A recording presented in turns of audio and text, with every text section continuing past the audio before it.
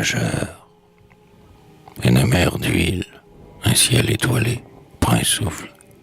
Deux passagers, cigares aux dents, sont sur le roufle du steamer qui, poussé d'un furieux élan, par cette nuit d'azur, fait route pour Ceylan.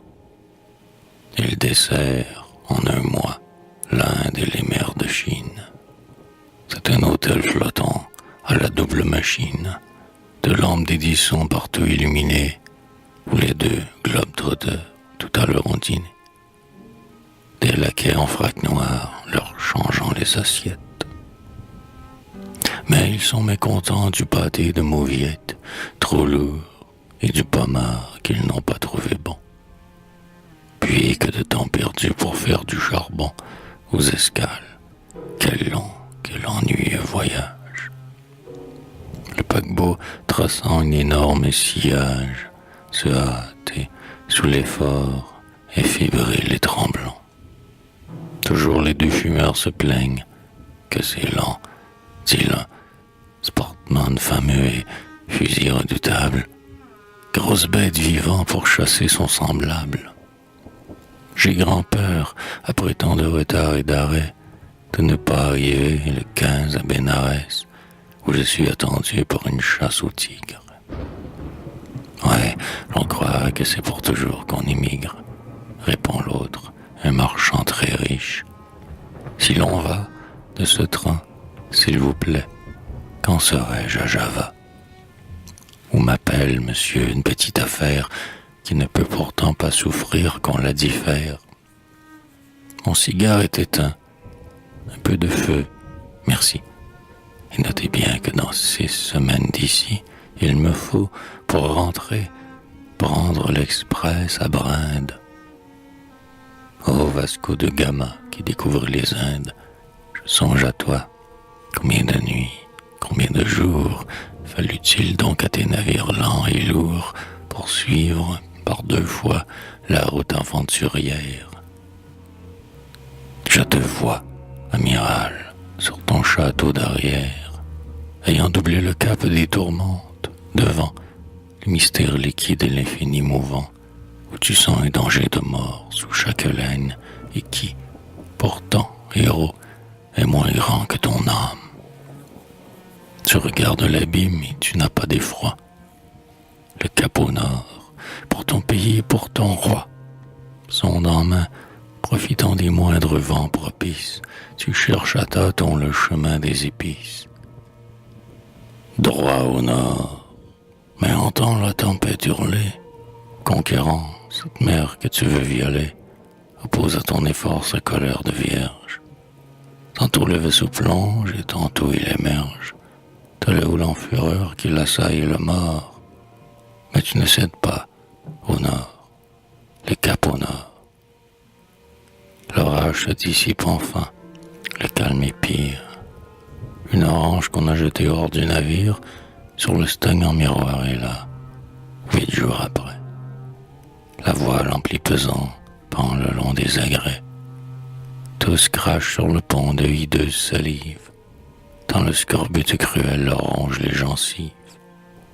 À la côte, il le faut, mais là, nouveau péril, car tandis que d'eau douce on emplit les barils, on voit dans les buissons ramper des formes lentes. L'horrible peuple noir, gros blond, lèvres sanglantes, la sagaie à la main des collines descend. Comment faire? On ne peut les vaincre, un contre 100, même avec la bombarde et ses soudains ravages. Mais Vasco convient l'art de dompter les sauvages. Il montre des présents, il voit ses genoux, ses nègres demi-nus, ses morts en burnous, cerveau d'enfant qu'un peu de clinquant émerveille, et, libre de nouveau, son escadre appareille. Au nord-est maintenant, quand verrait-on la fin du long trajet? Toujours la fatigue et la faim, toujours des corps jetés par-dessus le bordage. Mais soudain, c'est un cri poussé par l'équipage. Terre, les morts sont morts, gloire à qui survécut. Car cette ville blanche au loin, c'est Calicut, c'est l'Inde. Cette côte où la lame déferle, on y cueille le poivre, on y trouve la perle. Alexandre le Grand seul a vu ces Indiens. Mais les marins naïfs pensent qu'ils sont chrétiens, car saint Thomas, dit-on, s'enfonçant dans l'Asie, leur porta la parole et la foi du Messie. Mouille, l'ancre est tombée au fracas des canons. L'amiral, entouré de ses durs compagnons, aborde, tout bardé de fer et les yeux calmes. Sans paraître surpris des monstrueuses palmes, des teints bronzés, des hauts palais, des éléphants, il va, parmi les cris de femmes et d'enfants, vers une église afin d'y faire sa prière. Il entre et le héros fait un pas en arrière, devant d'horribles dieux, mitrés d'or au vin brun.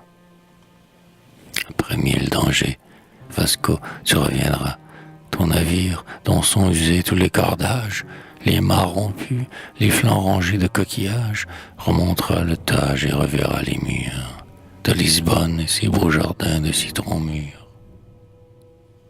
Ah, quel jour, quand venant d'Orient comme un mage, et de tes nobles mains présentant ton hommage, de perles, de parfums, de diamants et d'or, ce cri te saluera, gloire au Descubridor, qui partit sur la mer infinie et profonde, conduit par un seul rêve, et qui rapporte un monde.